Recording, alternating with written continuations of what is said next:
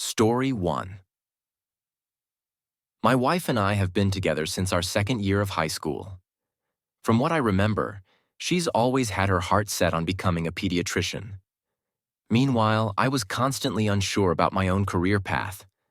Watching her dedicate herself so intensely to her studies, enduring long hours and stress, motivated me to finish school and become a lawyer. We've supported each other through thick and thin, working odd jobs, having cheap dates at the park, and crying from stress. We got married right after I graduated from law school and moved into a bigger place with the money we'd saved together. This year, after finishing her internship, she was on the verge of becoming a licensed doctor. But recently, her excitement about her career took an unexpected turn. She's expressed a sudden desire to become a housewife. I was taken aback. Her shift from a career-driven woman to wanting to stay home and cook was bewildering. I tried to understand her reasoning, and she mentioned she just wanted a simpler life focused on cooking and cleaning for me. I thought perhaps she was feeling lonely because of my long work hours, so I suggested we spend more quality time together. Still, she insists on becoming a housewife. I have nothing against being a housewife, but it feels strange to abandon years of hard work and education for it. We've always shared household responsibilities equally, so this change seems abrupt and puzzling. I can't tell if being a doctor is no longer her passion or if she's simply bored. I'm struggling to understand her shift in priorities. I want my wife to be truly happy because she means the world to me. But I'm struggling with the idea of her giving up a prestigious career as a doctor to stay home and do chores. I can't help but wonder if this decision is really worth it. Maybe I'm not asking the right questions, or perhaps she's trying to communicate something deeper that I'm not picking up on.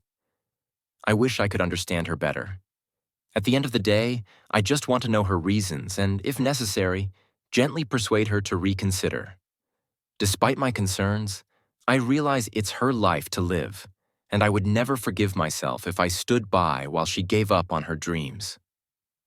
Edit. After reflecting on the feedback I've received, I've come to realize that my initial response was not ideal.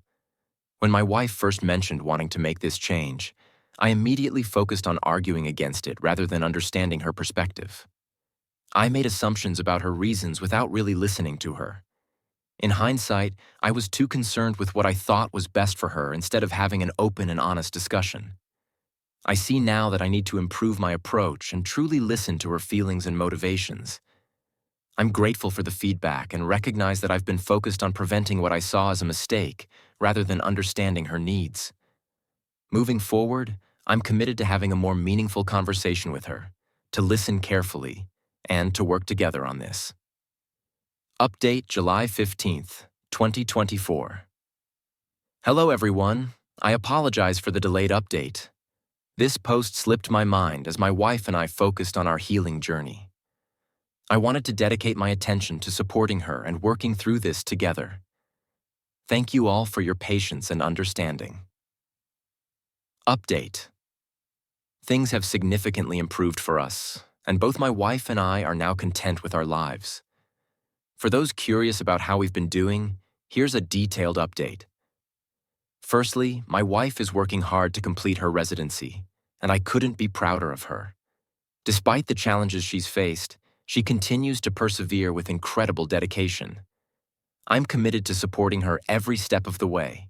In the past few months, I've had to reassess many aspects of our relationship. I discovered that the situation was worse than I had realized. There were significant life events in her life that I was unaware of until I broke down the barriers between us. I had always seen her as resilient, assuming that simple encouragement would suffice to boost her spirits. I was gravely mistaken. My wife needed more than just encouragement. She needed a true friend, a shoulder to lean on, and a confidant. During her challenging year, I failed to be any of these things. I neglected to provide her with the love and support she needed and deserved. My focus on work inadvertently placed it before her well-being, leading to her burnout. I'm grateful for the insights and feedback that helped me recognize these shortcomings. Moving forward, I am dedicated to being the supportive partner she needs and ensuring that our relationship continues to grow stronger. Thank you all for your patience and understanding as we navigated these challenges. I wounded her deeply. Our intimacy had almost vanished, and our conversations rarely went beyond superficial topics. Sometimes we only saw each other when one of us was already asleep. Whenever I asked if she was okay, she always said she was fine, which I doubted, but I didn't want to push her, so I stopped asking. That was a mistake. I thought that merely asking was sufficient, but I was wrong. I failed to provide her with the reassurance she needed, that I was someone she could depend on, that I was ready to listen, and that I would be there for her, no matter how many times she needed to vent. During a time of great stress, I was everything but supportive. We barely saw each other, did anything together, or shared meaningful moments.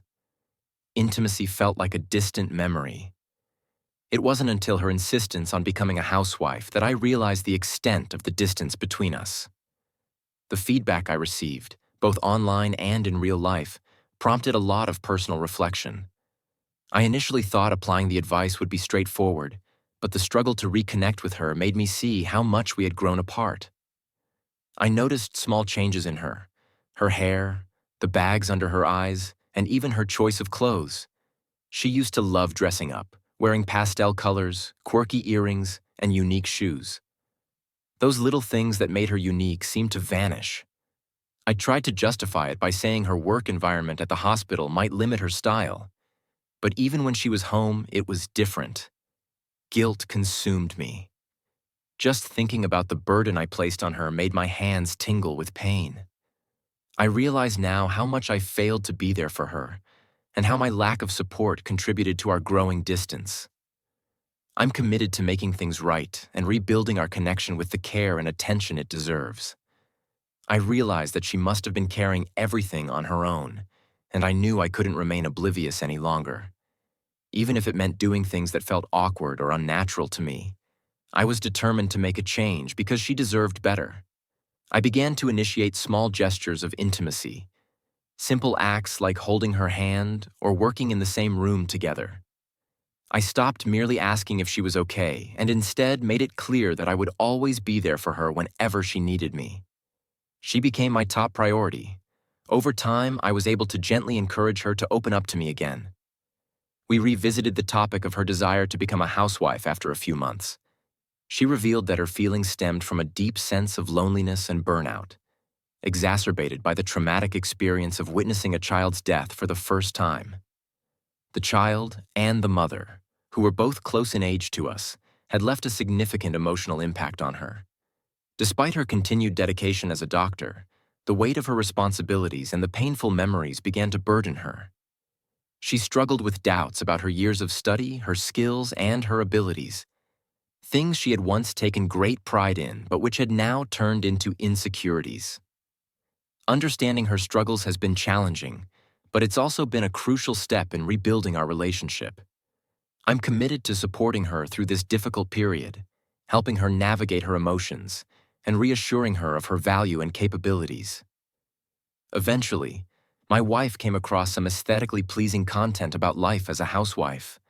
The idea of escaping the stress and heartbreak she had been enduring, of no longer seeing children in poor conditions, and focusing on herself, her home, and our relationship seemed incredibly appealing to her. To be honest, I struggled with how to comfort her. I'm not a health professional, and whenever I tried to understand her notes, they felt like a foreign language. Our careers are so different that I wasn't sure what would be appropriate to say or do. What can you say to someone grappling with such profound heartbreak? With my limited knowledge, I told her that she shouldn't carry that burden or blame herself. People often seek out doctors for even the slightest symptoms because they trust in their expertise and care. She naturally brings comfort, relief, and safety to those around her. She's like a superhero in my eyes. The joy she brought to that child lasted until the very end, and that's something to be proud of. Her kindness and expertise gave the child a bit more time to experience joy, and that's a remarkable achievement. We revisited this conversation many times, and with each discussion, I listened and supported her. Gradually, she gained more confidence. She also leaned on her supervisor, who has been in the field for decades and offered valuable guidance. Seeing her improve and regain her confidence has brought me immense joy. We're now in a much better place in our relationship, and I'm incredibly grateful for how far we've come. I've missed hearing my wife's voice, being near her, and just being there for her. It's been such a long time since we truly connected, and I've realized how much I cherish our relationship. She's my best friend and family, and I deeply regret that it took this long for us to communicate properly. I want to acknowledge that while I wish I had known how to handle things sooner, this experience has brought us much closer. It's reinforced that discussing heavy topics should be natural between us. I've learned so much about her, myself, and our relationship. I'm genuinely happy with how things are progressing. Even though we're both busy, we make sure to carve out time for each other. We also recently adopted 2 cats, which has been a joyful addition to our lives. Contrary to some suggestions that she might have been feeling baby fever, our kittens have definitely shown us that kids are not in our immediate plans. Thank you all for your kindness and honesty. I'm excited about continuing to deepen our emotional connection and look forward to a bright future together. Edit. After reflecting on the advice I received, I agree that my wife needs a strong support system, whether through counseling or other mental health resources. Her upbringing didn't encourage open discussions about mental health. It was often treated like something that would just resolve on its own. Because of this, seeking professional help wasn't something she had considered seriously before. Now that we're distanced from that environment, we're beginning to see things more clearly. Mental health isn't something to be ashamed of, and we're committed to ensuring she gets the support she needs. We'll be exploring counseling options and other resources, including those available through her workplace. My fiancé and I are currently navigating a difficult situation that we hope will improve soon. Here's our story. Story 2. My last name became a battle. My fiancé, Alex, 21M, and I, 22F, have been together for 6 years and are getting married later this year. Recently, I decided I wanted to keep my last name after some significant family events. Alex didn't mind this at all, and in fact, offered to take my last name so that we'd still have matching names as a family. However, when Alex's parents, Lisa and Luke, found out about this, they were furious. They accused us of being unbiblical and threatened to cut Alex off financially and emotionally. Lisa yelled at him, even cursing him out in her anger. With nowhere else to turn, my parents graciously let Alex stay with us for the last week of our winter break from college, as his own parents live only a few miles away from us. Lisa and Luke have since accused Alex of destroying and disrespecting his family. They claim that he's publicly humiliating them and that I'm somehow stripping him of his manhood by agreeing to this change. Their objections weren't just personal, but also political. They blamed the queer community and transgender people for making such choices seem acceptable, saying that these influences were pushing America into a downfall. Alex has received a barrage of angry texts from his mother, calling him hateful, cruel, and cold-hearted, and asking him how he can stand to watch her suffer like this. Every attempt Alex has made to talk things through with his parents has ended poorly. They keep insisting that they want to see him but refuse to discuss anything about the last name change, dodging the real issue. It's been incredibly stressful, but Alex and I are determined to move forward with our plans, regardless of his parents' disapproval. We hope that with time, they will come to understand and respect our decision, even if they don't agree with it. The tension between us and Alex's parents reached a peak when we arranged a meeting with both sets of parents. Lisa and Luke dominated the conversation, speaking almost the entire time before abruptly getting up and leaving in anger. After they stormed out, Alex stayed with us and confided that even if we went with his last name, his parents would still resent us and my family for supporting our decision. Lisa has since threatened to cut Alex off financially, declaring that he won't receive another penny from them. They had originally promised to contribute to our wedding, claiming there were no strings attached, and they were also helping fund his college apartment. Now Lisa says this situation is the worst thing to happen to her since losing her first baby, and she even claimed it would be easier if Alex had gotten me pregnant, killed someone in a drunk driving accident, or was gay. She's also told Alex that his grandparents might have to move into assisted living from heartbreak, and Luke constantly reminds him that his choice is hurting people. The main reason for their opposition seems to be about preserving tradition and carrying on their last name, even though it's not particularly uncommon. I recently found out that Lisa had even tried to talk Alex out of proposing to me, but Alex went ahead and asked me to marry him anyway. In the middle of our engagement excitement, Lisa called my mom just to express her disapproval, making it clear that they felt entitled to a say in our lives until the day we were officially married. And only then would they finally back off. Lisa and Luke continue to bombard Alex and my parents with messages, but I've never received anything from them directly. They now openly dislike me, bad-mouthing me whether I'm present or not. I've decided to cut off my relationship with Lisa and Luke, which was already rocky due to their repeated attempts to push their religious beliefs onto me. Alex is struggling with how much more he can take. He's never spoken harshly or rudely to his parents, but he's exhausted and worn down. Now they've given him an ultimatum. Unless he moves back home, all financial support ends.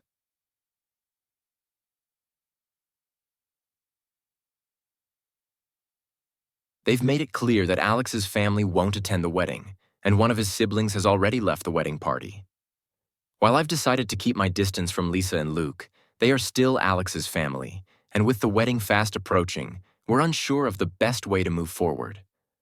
Just to clarify, Lisa and Luke's financial support is not needed, and the wedding will go on regardless. It's just become evident that their supposedly no strings attached money definitely comes with strings. We know we're young, but after spending 6 years together, postponing the wedding is not an option we're willing to consider. Update: July 7th, 2024. Alex and I got married last month, and the day was absolutely beautiful. However, in the months leading up to the wedding, after enduring ongoing emotional and verbal abuse, Alex made the hard decision to uninvite his parents. He explained that he couldn't trust them to respect his boundaries, respect us, or even honor the significance of our wedding day. As expected, they reacted badly. They accused Alex of being manipulated, asked if he needed help, and claimed that everything had become about me. They insisted he had been cut off from everyone he loves. We're not entirely sure what story they've spread to Alex's extended family, but when Alex reached out to explain the situation, the responses were disheartening. Most replies were filled with disgust over his choice to change his last name, refusals to attend the wedding, and demands that he apologize, fix the family dynamic, and essentially fall back in line. Interestingly, it was Lisa's side of the family that was the most vocal about how Alex's actions were dishonorable and tearing the family apart. A bit ironic considering none of them even share Lisa and Luke's last name. They've made it clear that Alex's family won't attend the wedding, and one of his siblings has already left the wedding party. While I've decided to keep my distance from Lisa and Luke, they are still Alex's family, and with the wedding fast approaching, we're unsure of the best way to move forward. Just to clarify, Lisa and Luke's financial support is not needed, and the wedding will go on regardless. It's just become evident that their supposedly no strings attached money definitely comes with strings. We know we're young, but after spending 6 years together, postponing the wedding is not an option we're willing to consider. Update: July 7th, 2024. Alex and I got married last month, and the day was absolutely beautiful. However, in the months leading up to the wedding, after enduring ongoing emotional and verbal abuse, Alex made the hard decision to uninvite his parents. He explained that he couldn't trust them to respect his boundaries, respect us, or even honor the significance of our wedding day. As expected, they reacted badly. They accused Alex of being manipulated, asked if he needed help, and claimed that everything had become about me. They insisted he had been cut off from everyone he loved. We're not entirely sure what story they've spread to Alex's extended family, but when Alex reached out to explain the situation, the responses were disheartening. Most replies were filled with disgust over his choice to change his last name, refusals to attend the wedding, and demands that he apologize, fix the family dynamic, and essentially fall back in line. Interestingly, it was Lisa's side of the family that was the most vocal about how Alex's actions were dishonorable and tearing the family apart. A bit ironic considering none of them even share Lisa and Luke's last name. Alice refuses to speak to Alex unless he's willing to talk on the phone, but at this point, he's not doing any phone calls. We prefer to have a record of everything that happens. Many people, including my parents, mutual friends, and others, tried to talk to Lisa and Luke, encouraging them to choose a relationship with us and warning them of the damage they were causing. Unfortunately, their efforts didn't have any effect. Alex quickly became financially independent from his parents. We switched his phone plan, took back control of all his bills from Lisa and Luke, and fully moved him out as he finished college. We're unsure if they attended his graduation. While they texted him the day before saying they'd be there, they turned off their location services on the day. Graduation was stressful and nerve-wracking, with Alex not knowing if they would show up, make a scene, or try to corner him. He left immediately after walking across the stage, making it to his car without any interactions.